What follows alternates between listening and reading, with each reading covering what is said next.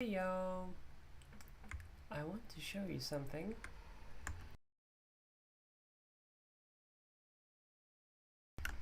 And that is a pretty cool plugin for Neovim.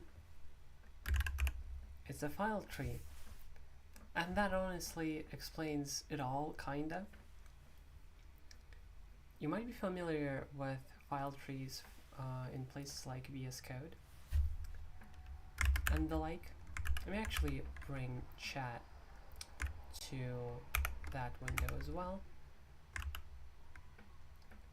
Maybe familiar with Filetrees from places like VS Code or other IDEs that you might be using. The issue that I found with those Filetrees where I didn't want to use them whatsoever is that, well, first of all, I'm a Vim user. I don't like using my mouse. And oftentimes in those Filetrees, you kind of have to use your mouse. But okay, whatever. Let's think about VS Code specifically. Because there, you can set hotkeys for basically every action, if not specifically every action you can do in the Filetree. And what that ends up meaning is that you can make it behave like Vim.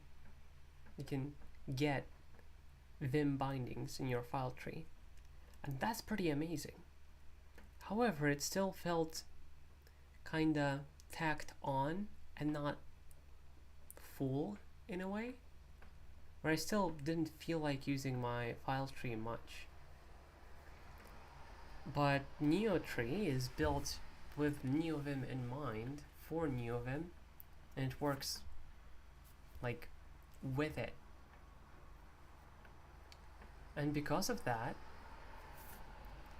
I actually feel like using it sometimes.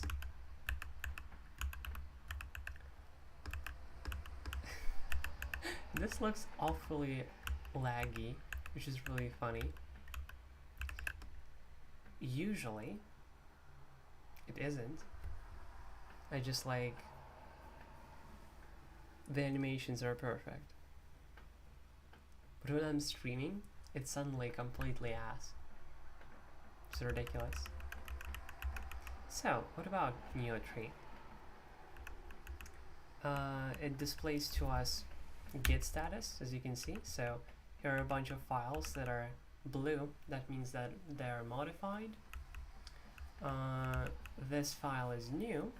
It's unstaged, and therefore it has this symbol next to it. This file is modified but not staged. It is unstaged. Rather, there are unstaged modifications in there. So it has this weird box next to it. And that is the defaults. Like, I haven't changed them. The defaults feel reasonable enough where I don't feel like I need to change them, which is a rare case, honestly. Oftentimes, I will go against defaults at all cost, but they're actually kind of nice. Also, yeah, I have 14 modified files. I definitely should commit. So, the configuration. Let's go to the configuration. The file is called Neotree. All of this you'll find in the README of the plugin, as usual. And the configuration overall is pretty straightforward. So I don't feel like I really need to elaborate on it too much. But let's go through some parts of it so I can point out stuff that may be shortcuts to you for the more important stuff that took me a bit more time to figure out, rather than the obvious stuff. first of all, basically the one way to get to this plugin is that you will call the command Neotree. So it makes sense to make this plugin be lazy on that command. Effectively, it only gets loaded in once you call the command Neotree. That makes a lot of sense. And made this also. I specified my hotkey for the tree. So once I press that hotkey, the plugin gets loaded in as well, which is pretty nice. So if I open NeoVim without opening Neotree, it doesn't get loaded in. It's pretty nice. Sources. There are actually 3. I decided to install this plugin because, well, it's a file tree. That's all I wanted, but it actually also has a tree for buffers that you have open and a tree for git status, which is really cool, not gonna lie, but I prefer using Telescope for that. For git status, I have this, and for buffers, I have this.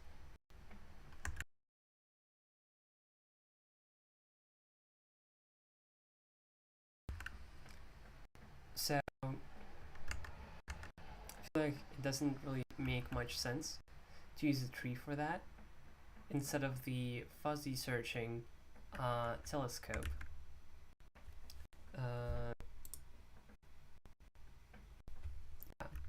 But technically,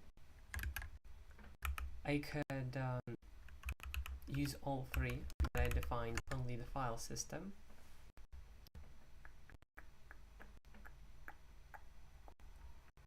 Let's go over and see the other stuff that are like important.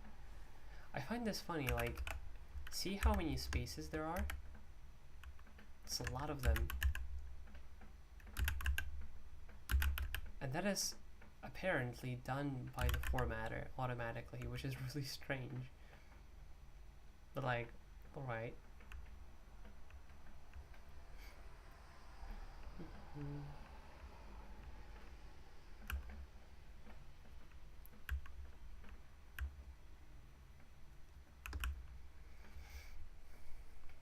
Trying to find other stuff that is like important to point out.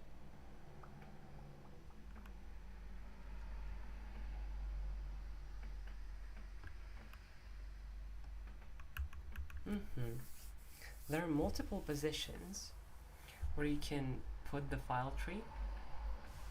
The default one, well, at least I think it's the default one, is this position on the left, which makes a lot of sense to me because generally the layout is this. And the nice thing about it being on the left is that code starts and is usually within the center of my screen, rather than this situation where it starts out on the complete left, usually. And what I end up doing is constantly looking at the left of my screen, sometimes at the center, never at the right, which is imbalanced. But with this, I technically have an ability to just keep it open permanently, the file tree, and then have most of my code being in the middle of my screen, so I look straightforward. I feel like it's pretty neat.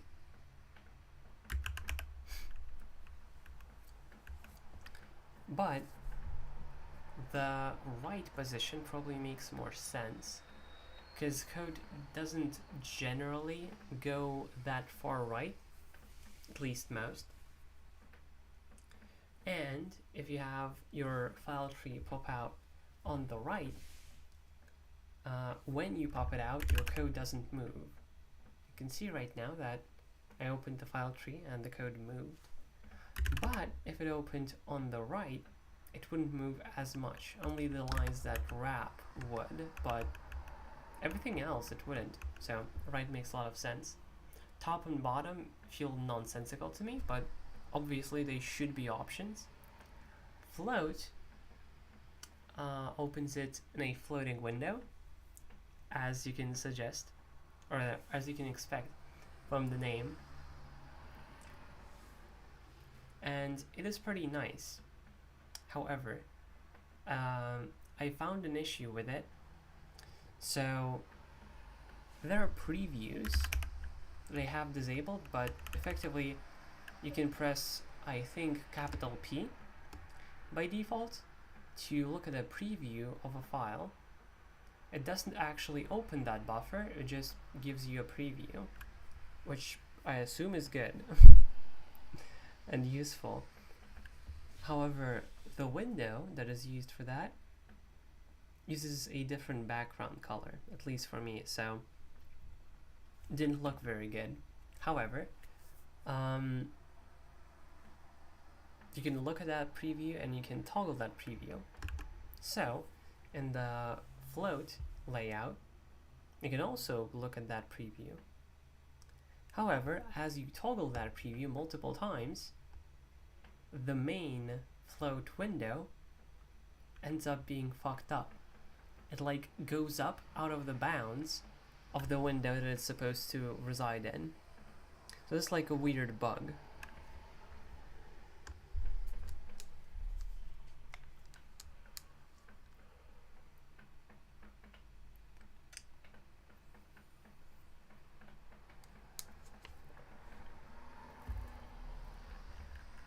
And the last one, current, is pretty neat. It takes up the current window that you're looking at. So it would take up this entire space. However, the downside that you would get is that there are no previews, which kind of sucks. It's true that I just said that I disabled previews, but not exactly. I have previews, they just work differently. So these are not default previews. What is happening here, I assume, is that the buffer does actually get opened, but it's not like permanently opened. Because if I press, if I try to go to the right window, I end up going to the file that I was just at rather than the preview that we were seeing. So that file wasn't like permanently open. And I assume it doesn't affect my jump list. At least it doesn't seem like it does. So that's why previews are nice. And let's see where you even disable, where you enable this functionality.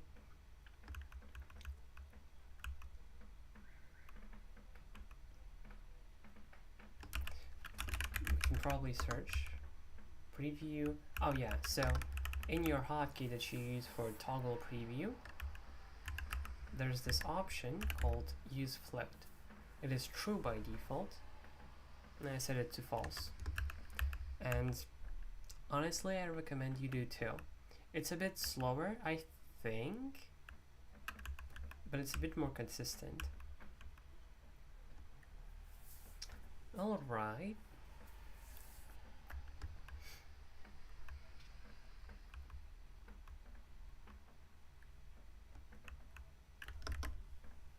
Another setting that I find quite important is bind to current working directory.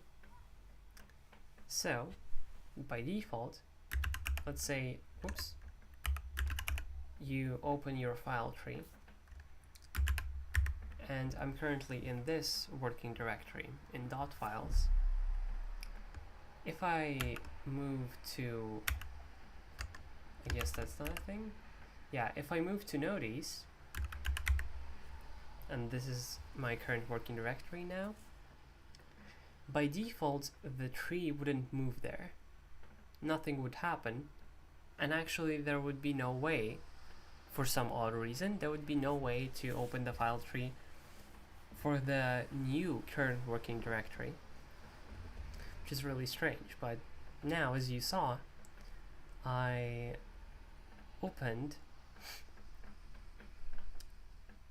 CD'd into a different directory. By that I mean CD and then your path, and boom, the file tree followed that current working directory, and now we're in a different place. So bind to current working directory does exactly that. It makes sure that your current working directory is actually aligned with the tree rather than being ignored, which is a strange default behavior. Maybe I misunderstood something, but yeah, for some reason it didn't work as I would expect it to.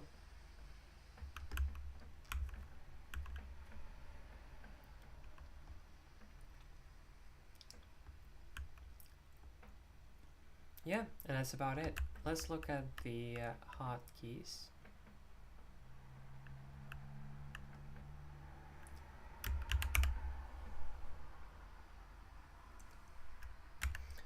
You can press A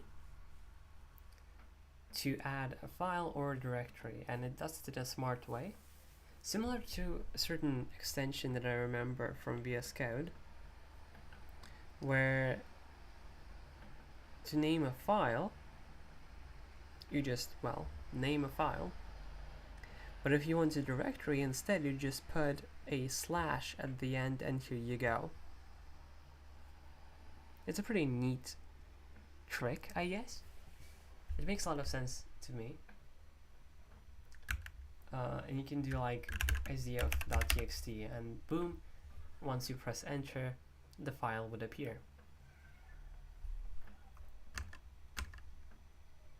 But what you're currently seeing right now isn't actually the default behavior. I start out in normal mode, and I have to insert mode myself. And also there's, oh, that's super interesting. I'm currently in visual mode, but it's not displayed. That's interesting. Huh, wow. And this is, like, this is the first thingy. Huh, wow. Yeah, so I made it so it displays the full path. By default, it doesn't. Straight up.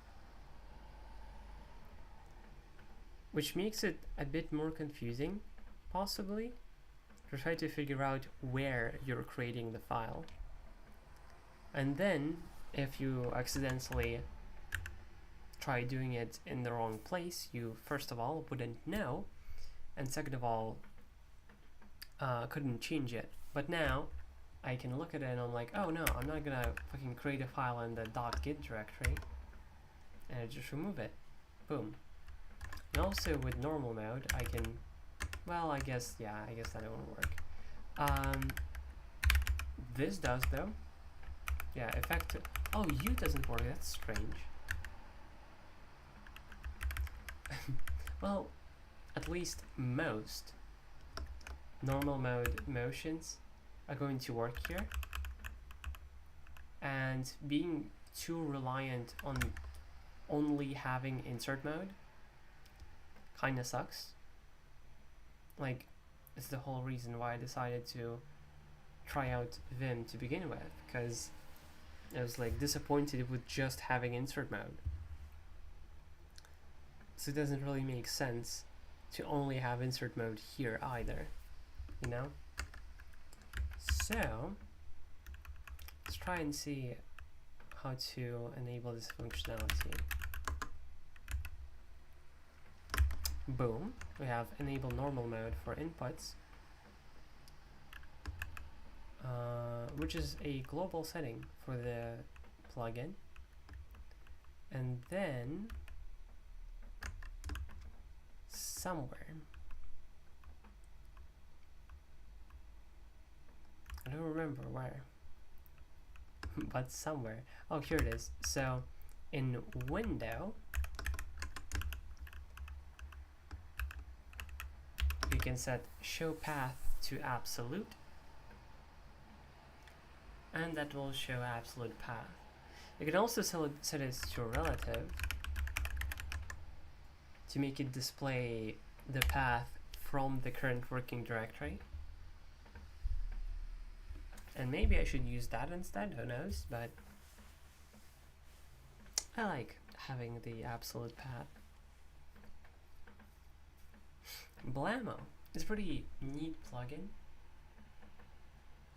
which from the looks of it has a lot more capabilities for further configuration than I currently think. But the defaults are very reasonable, where I didn't really have to change much. Matter of fact, I even use, I think, most of the default mappings, which is rare. So yeah, it's like a pretty reasonable and nice plugin. Boom, create a file. Boom, go to a file. I love it.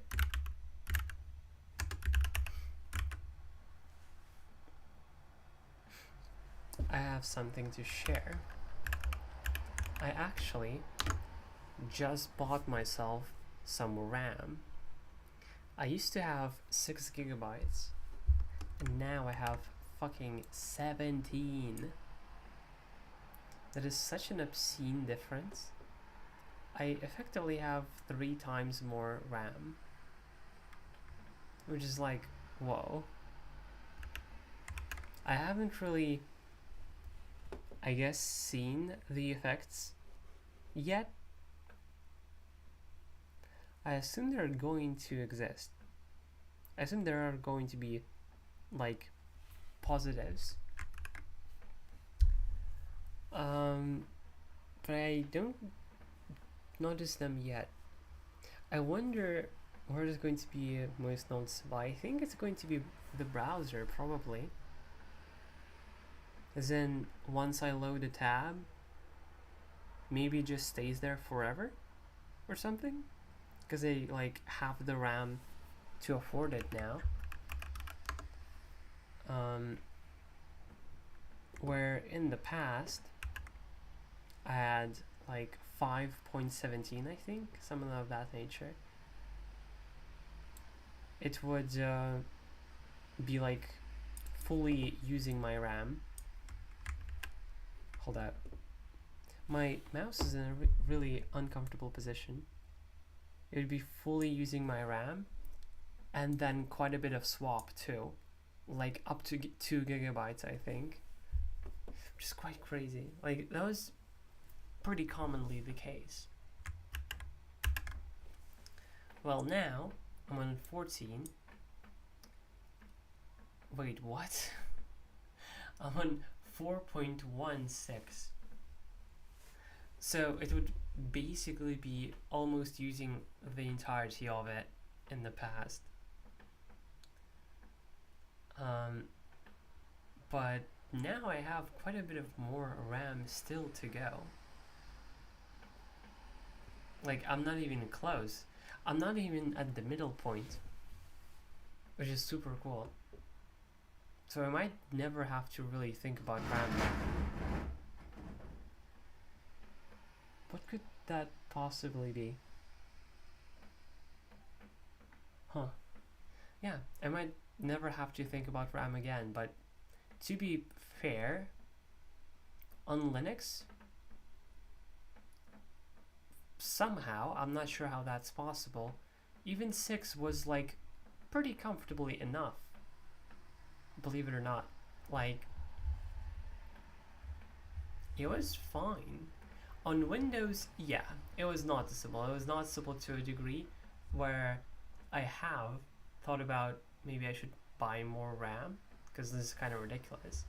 And I had a habit of like closing unnecessary apps, but I still wanted to keep a lot of apps open when possible.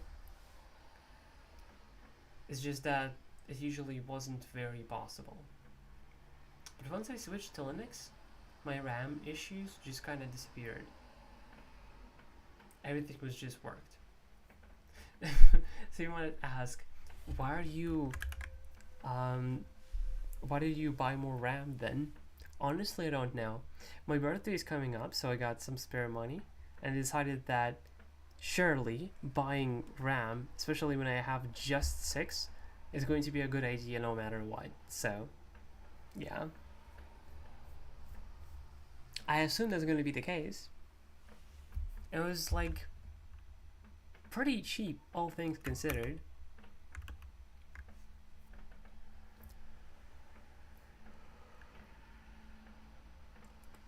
Should have installed some RAM.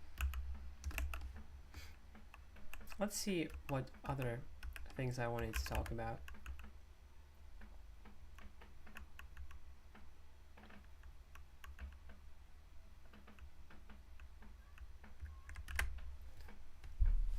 Matter of fact, I just drank a beer. I thought, oh, streaming would be kind of fun right now. But also, damn, it's like, it's not a strong beer by any accounts. I just don't drink often, so it's like, whoa.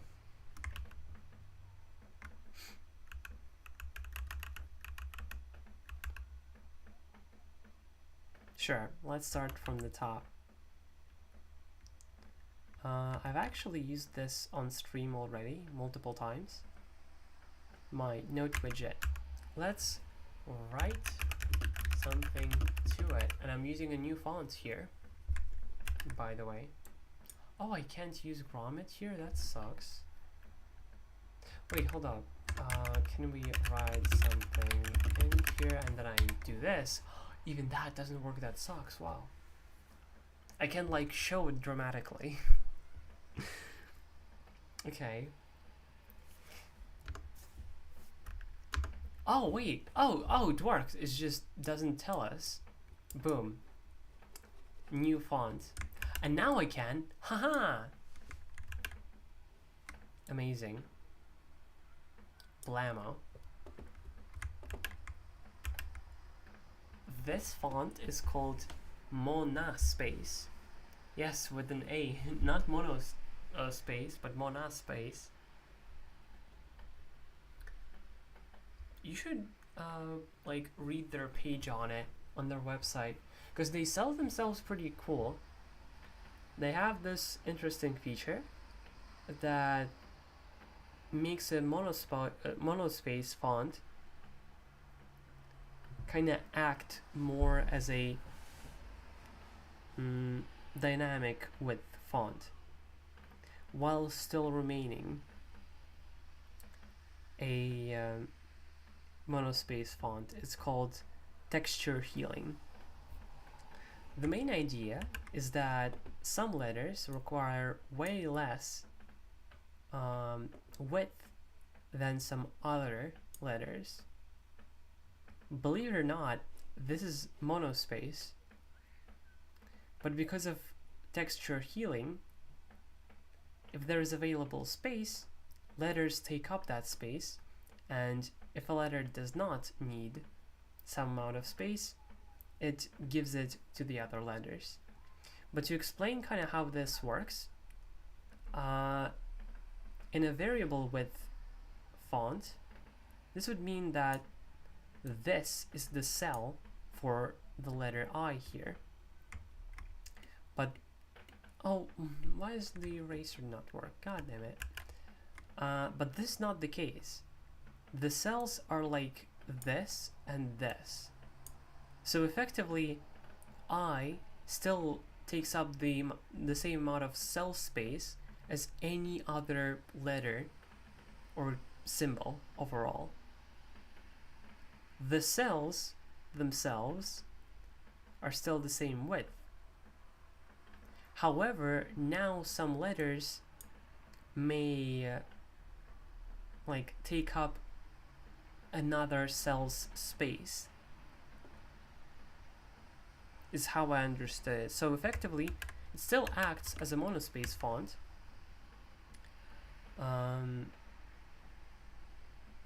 but it's a bit nicer. It feels not as rigid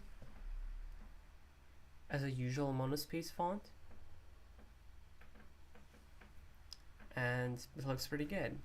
I also started using this font here on my layout namer. If I change my layout to something else, boom, it displays, and it displays it in this new font, and it feels a bit more texty than JetBrains, which is what I used to use for this before. Like, it feels a bit more normal. It's not as ridiculous.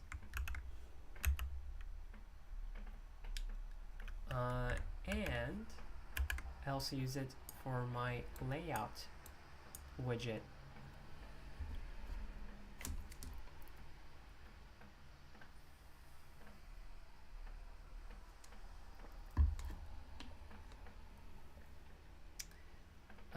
I was kind of like meh on it before, and I think that was mostly because of the font that I decided to use for it, which was JetBrains once again. It felt kind of off, really off, considering the rest of the widgets. It felt kind of like it didn't fit. But now, thanks to the more normal looking font, actually looks pretty good. And this is a completely different font. It's Comforta.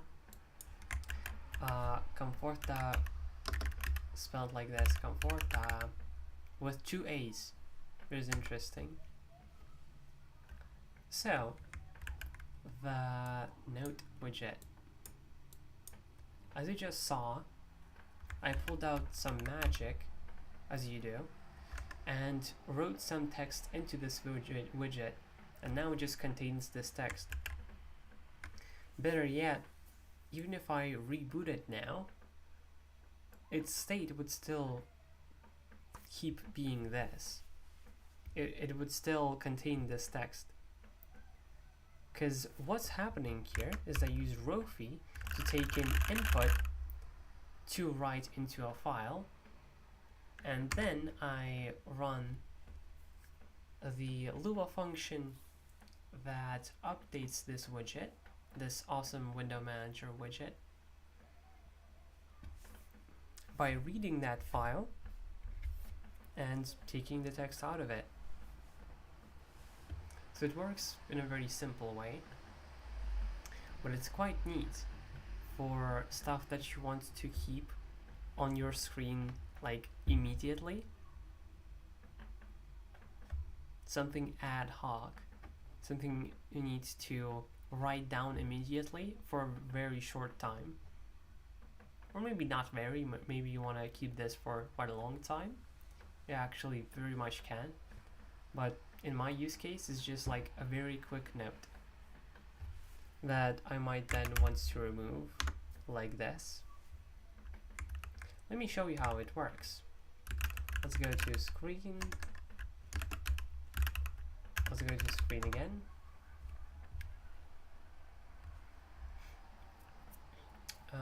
And it is called Vote, I think. And close enough. So we create a note widget. This is just a text box, as easy as that. We wrap it in a margin widget so that we can make margins on the left and right. You can do that with just spaces, like this. And this technically works, but spaces are a bit like too precise. They're very certain width and you can't change it, but with the margin widget you actually can. And then this function updates this widget by reading this certain file that I just decided on a whim. It doesn't actually matter what file it is, just the file that you decide to write to. So it would make sense that if the note widget is empty, we don't have any margins because there is no widget. But if it is not empty, we bring back the margins, and regardless, we set the text that we have gotten from this file. For what it's worth, you can probably just read a file with Lua. I kind of couldn't care less now. Well, I guess it makes more sense. It's probably going to be a bit faster to not rely on a syscall. I don't think it really matters that much, though, you know?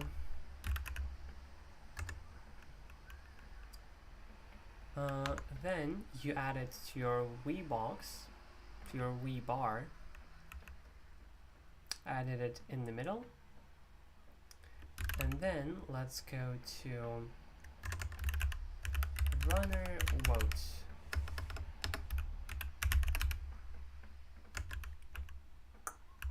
Yes, to this. So this is the function that uses Rowy to take the input and put it into the widget. So we try to get the input and see if we pressed cancel. So if we press escape right now, it will have a different effect from me just pressing enter. When I press escape, I cancelled out of the operation, and status is going to be not 0. It's going to be an error, and therefore we return. But if I press enter, that is all okay. That is exit code 0. That just means that I entered nothing, but that is what I want to do. It's a pretty neat distinction that is often kind of difficult to make. As I remember with HK, making the distinction between blank string and failure was usually pretty difficult, because HK doesn't have null, it has unset, and then still only in v2. But unset is not a value, so you can't use it as a whatever it's called, like, oh, sentinel value they're called. So yeah, that sucks. But in fish shell, this is how you do it. It's actually surprisingly solid. Just make sure to erase the status that you got later. What is this? We might come back to it. We collect the string because the way it works in fish is that this command returned a bunch of words, and all of them are in separate indexes. We collect those indexes into a single string.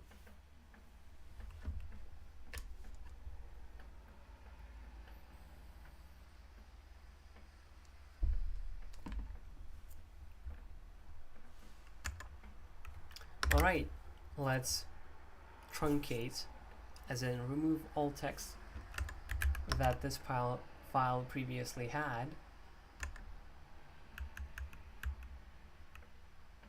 Actually, this doesn't have to be here, because it's done regardless. Right, so now that file is empty, and if we did indeed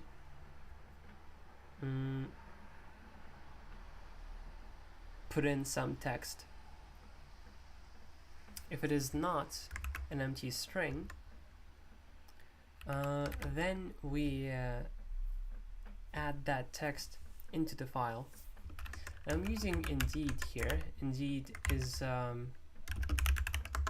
my program that I don't have the thing for. gh repo clone create, wait, no, gh repo clone and cd into it, Axel Fubler.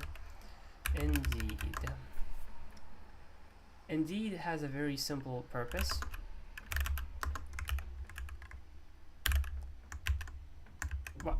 What do you mean? What do you mean? I literally, oh, I did not copy it. my bad. Blammo.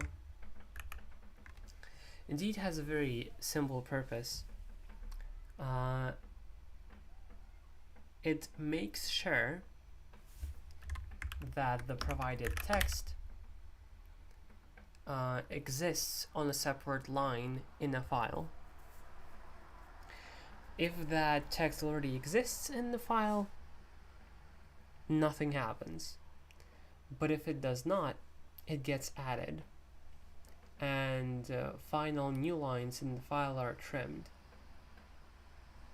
So the, in my opinion, huge benefit is that when you often work with shell related stuff, it's a surprising annoyance to try to print, like add a line to a file, because you have no guarantee whether it will have no final new line like here, or it will have a final new line like here.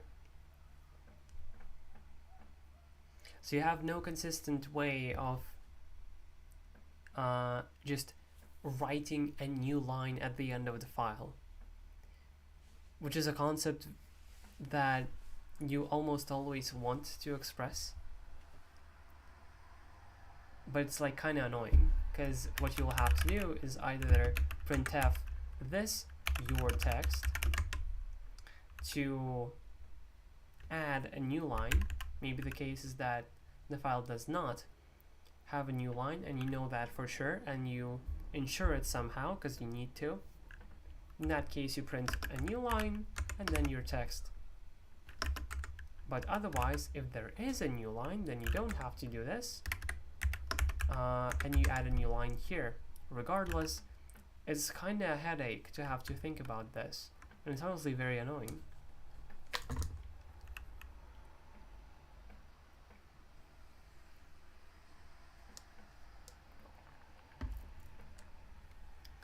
Which is why I created Indeed. With Indeed, you don't have to think about whether the file has a final new line or not. If your text needs to be added, it just gets added on a new line, regardless of whether there's a new line or not. It's very neat. Yeah. So I'm just using it here for convenience. I'm sure there's a way to write it with just GNU core utils. Maybe you like, oh yeah, you would tail -n1. You would, sorry, if test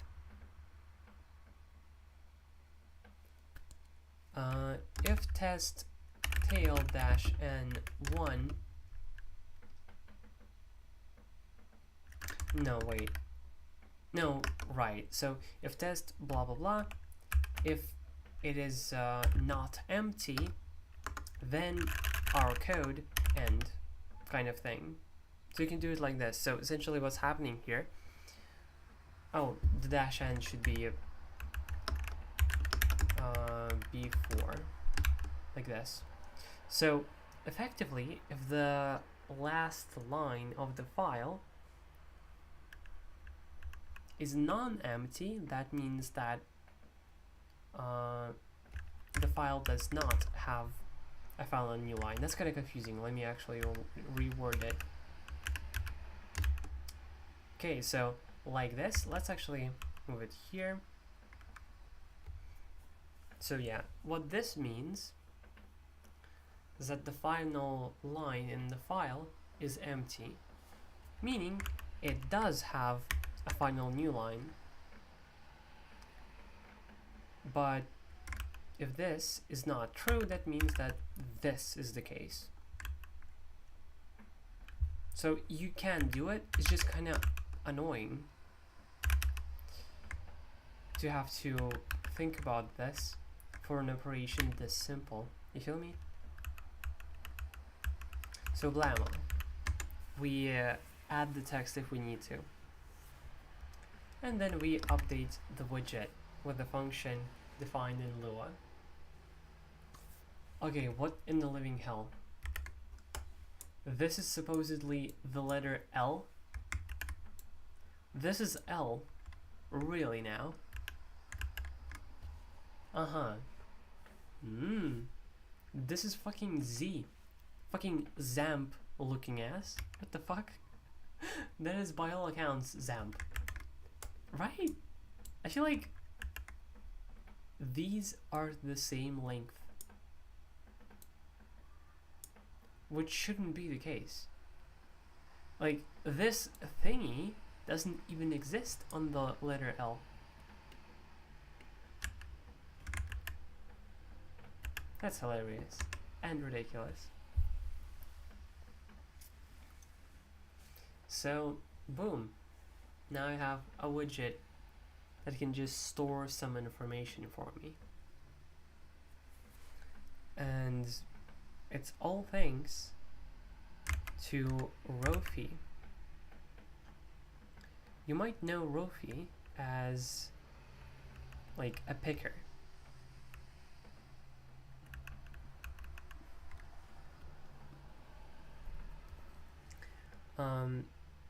The fact that you can, what language is this? It is Fish Shell, a shell scripting language, and also a shell, as you can imagine from the name. It's actually my favorite language, believe it or not.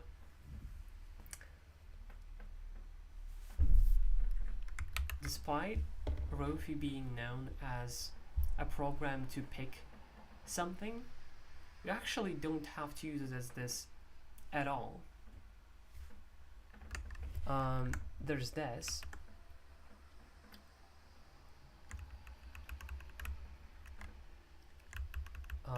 Which is drun, a certain default mode of Rowy, where, yeah, you do indeed pick something from a list of options, but when you use it for yourself, it doesn't have to be anything.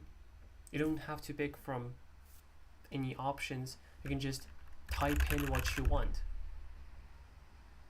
And when I press enter right now, what ends up happening is this text that you see me enter just gets outputted to std out, and you can use it as you wish. So effectively, you can use Rowy as an input box. What is it used mainly for? Definitely not production. Well, I guess it depends. But it is used for the same things that shell languages usually are used for. Just for like random glue type of stuff. Like, oh, I need to string a couple of commands together to do something for me. Boom, you would use fish shell for this. Let's go to aliases. I feel like it expresses that the best.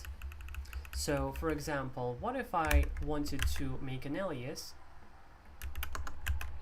here? No, here. What if I wanted to make an alias that creates a directory and CDs me into that directory? Let's call it make CD and call it ASDF. Boom. And we can see that ASDF is in prog, where we just were, and we got to this new directory. So we created it and moved into it. So you would absolutely use an alias for this, which is exactly what I do. Well, a function. They're the same thing in Fish. So this kind of thing makes a lot of sense. Then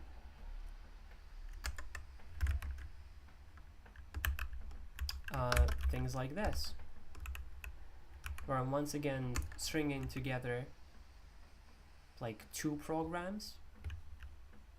One is Rowy and another is Indeed, and I'm using them together with some logic by using fish shell to get the function that gets run when I press a hotkey to let me enter some text, and then all this logic that I explained in this function happens, and boom. Blammo even. Holy shit. Interesting, I was able to press enter before the prompt appeared. That's interesting. Didn't think that it would be that smart. That wasn't the case with HK, because I used to have a prompt type of idea in HK as well. And there you actually had to wait, I think. It was fast as shit, so you didn't really need to wait, because it was immediate. But I'm sure there were points where it wasn't immediate. I can't fucking get over XAMPP. XAMPP is insane.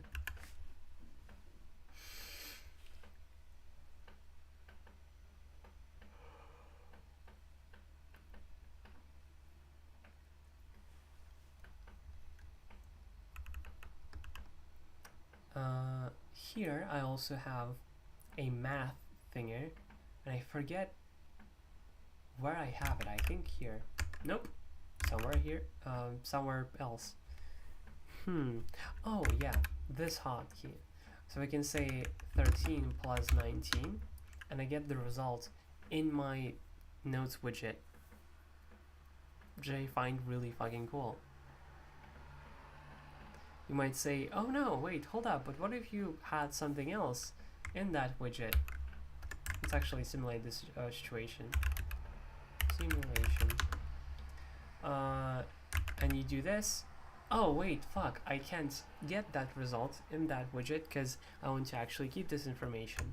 Well, what you do is use a different hotkey that I'll explain in just a second, and then do our thing, 13 plus 19, blammo.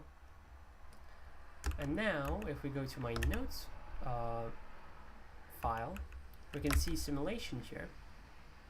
So what I did there is that I replaced what is in my notes widget, but the old text got moved to this file, and the new text I entered to be nothing. I pressed enter here, so I just removed it, and then I got the input that I wanted. 30. Does this work? Oh yeah, it does again, huh? Wow, that's suspicious. Oh, I guess it makes sense, yeah.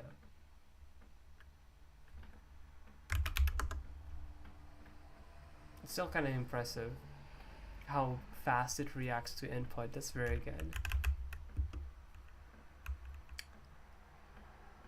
Yeah, so isn't that a neat idea?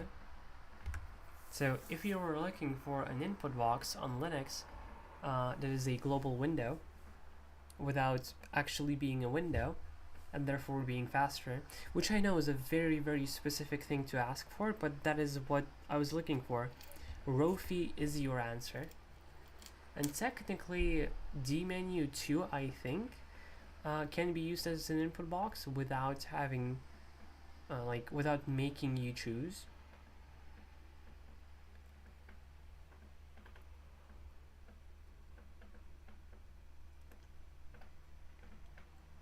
But dmenu is more limited and uglier. And Rowy is just better in every single way. The only place where it might not be better necessarily is that there's more to configure, or there's more options for you to configure, which you don't necessarily have to, but it would be unfair to say that you won't, or rather it would be unfair to say that you don't have to, because come on, if there's configuration you will probably want to. I don't think it's a fair argument to say that, oh, you don't have to configure it. Well, fuck. It's so much nicer if you do though, so I definitely would. But yeah, you can make it as well. I guess some people would think that my thingy looks ugly. It's all personal taste, but like you can make it look way different because the configuration file is basically CSS. They unfortunately made their own fucking language for it. For the 1000th time, a new language is being made for a configuration of a single program, which is like, developers, can you stop? Can you please stop? You don't need to put in this much effort when things like TOML, YAML, fuck, JSON exist. I really don't think you need to do this.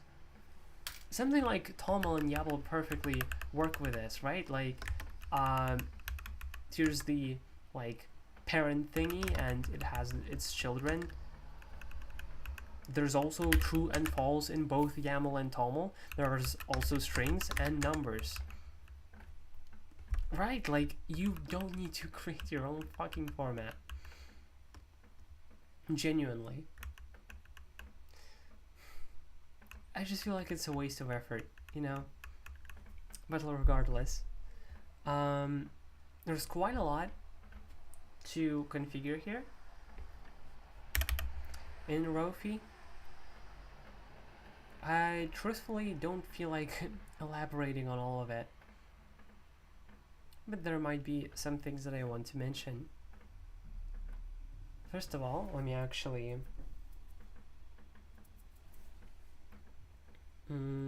give you a link to my configuration so you can look at it.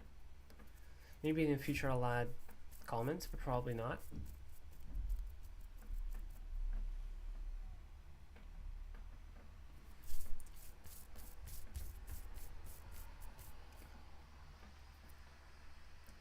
As time goes, I noticed that I add comments a bit more often because I started thinking a bit more about people who consume my configuration content.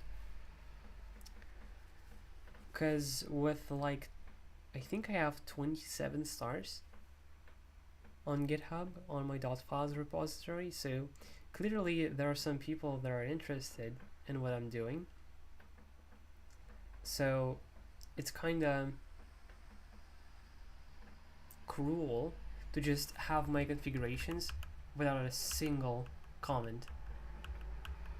I guess there was a single comment in here, this one, and the other one doesn't count. Wait, can I do this? Nope, why would I? Of course. Why would I?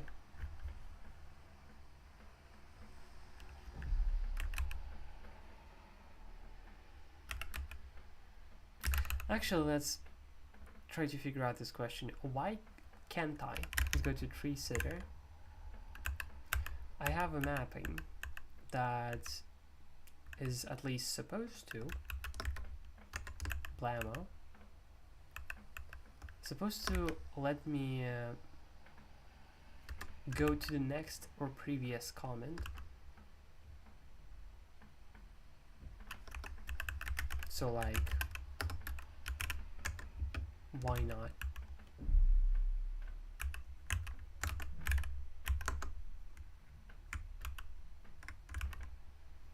Let's try it again. Really? How interesting.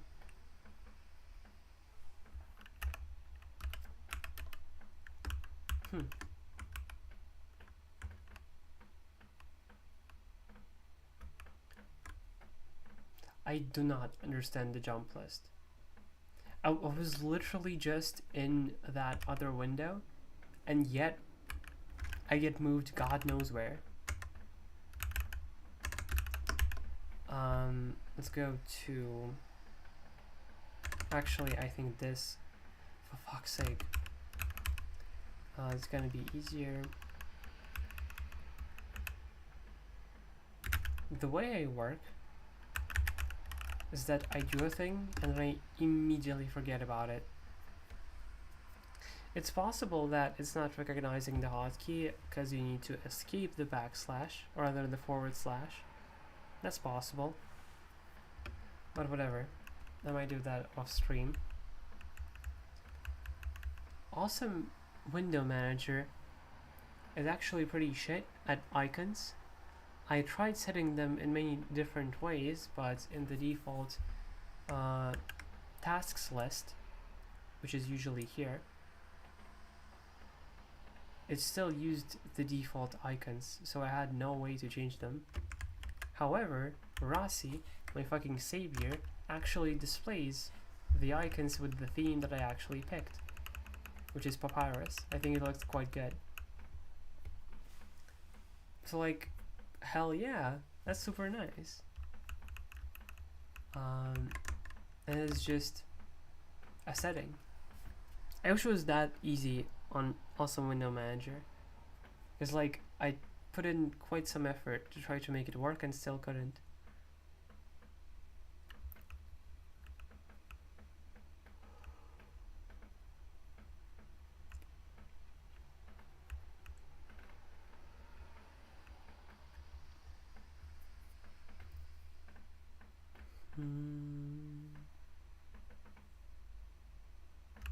Yeah, with these there's not really much to explain because it's like super nicely explained in the docs, and they're like obvious by themselves.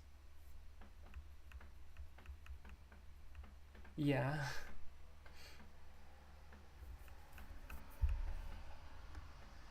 Oh right, actually, Rowy has a file browser, which is insane. I think let's go to something like this and say Rowy show, yeah, Rowy show file browser. It literally has a file browser. I can go to something like prog, and yes, I am now in a different directory, and I can go to backup, and this should open. Is it opening VS Code? Yeah, it is. Interesting. I should change the default editor. Matter of fact, more precisely, I should uninstall VS Code. Code. No, wait, no, not here. Code.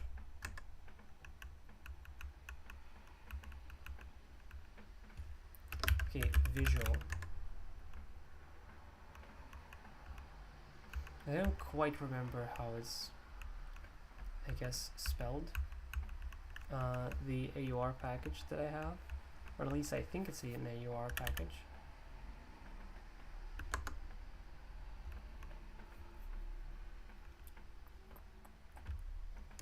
Fine, I'll just go here. Visual VS Code. Okay, so it is indeed an AR package. Here we are.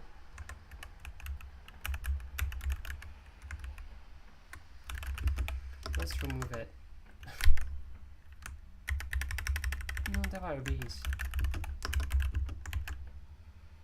What?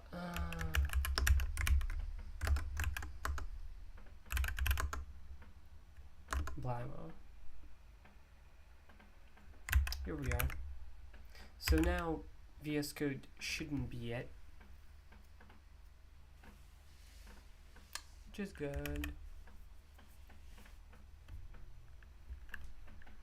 Okay, where were we? Because I don't remember.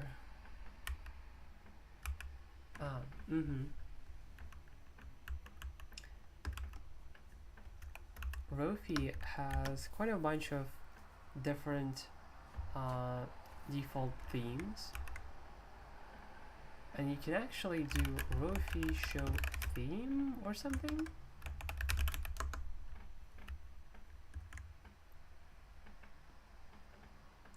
I don't remember what it is.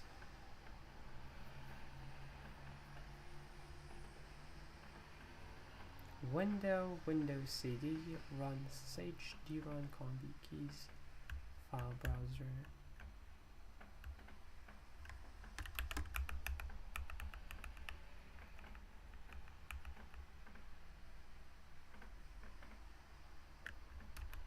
Theme.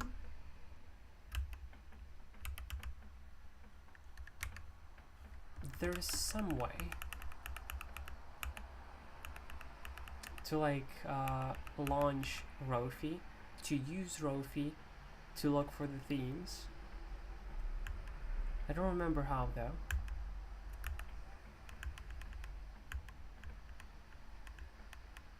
But let's look at the other commands that we have in Rowy by default. We can show window. Oh, interesting. Why does it have random letters? Ah, it's the fucking name of the virtual desktop or tag. Interesting.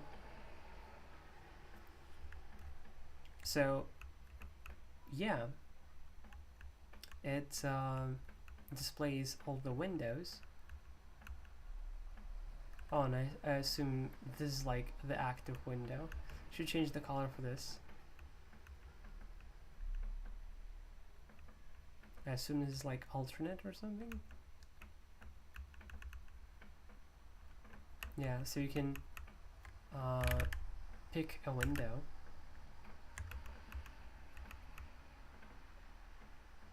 I'm trying to look at like, is this font really Monaspace? And despite, wait, no it isn't. Right, like here, it's pretty clearly in the middle of these.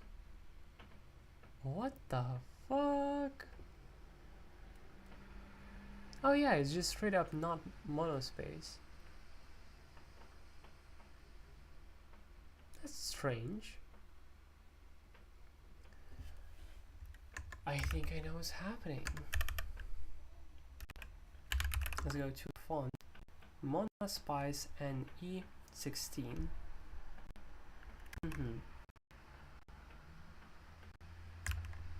FC list Monaspace.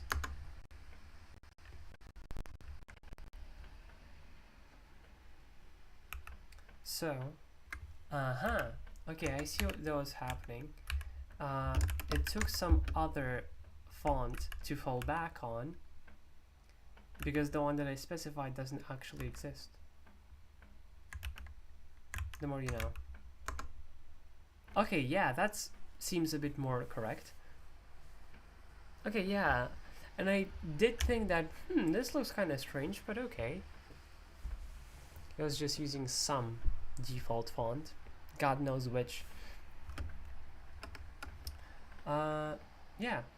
Yeah, now it's Monaspace, now it looks correct.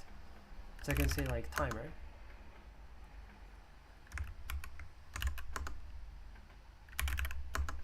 And it's like pretty nice. It's like quite cool, I think. However, I always know which windows are on which workspace. It's something that is like consistently kept in my head. So there is like, this is not useful to me whatsoever, but it's like so cool at the same time, you know? So if this is functionality that you feel like you want to get, here you go.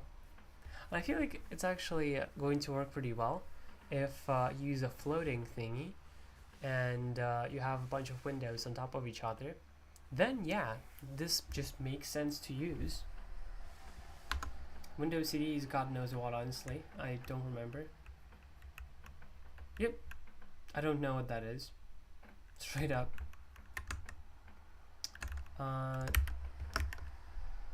Then run is the weaker version of drun. Wait, no, not exactly. So run, let's actually show that. run just takes all of the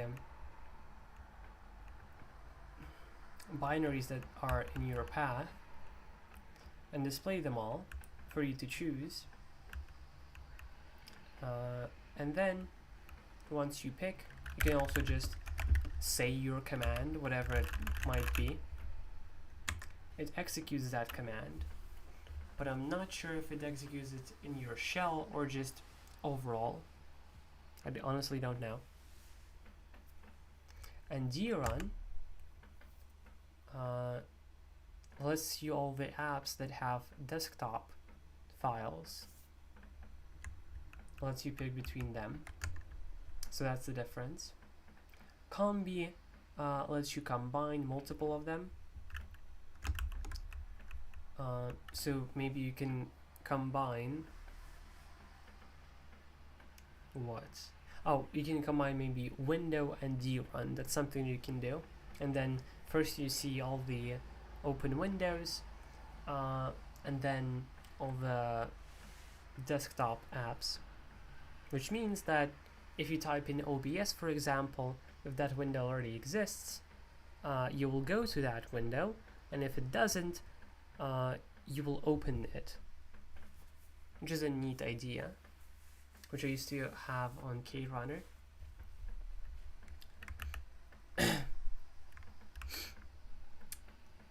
Keys, I straight up have no clue what that is. Oh wait, no, I do. It will give us all the key bindings for Rowy and what they are, and even the explanation for them, if there's enough space, that is. Here you go. Pretty nice, right?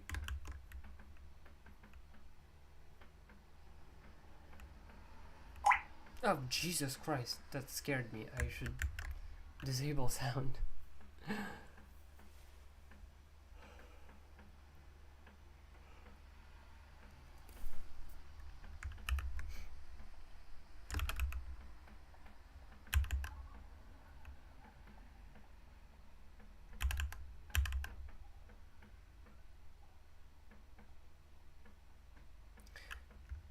Yeah. Thanks for watching, everyone. Bye bye.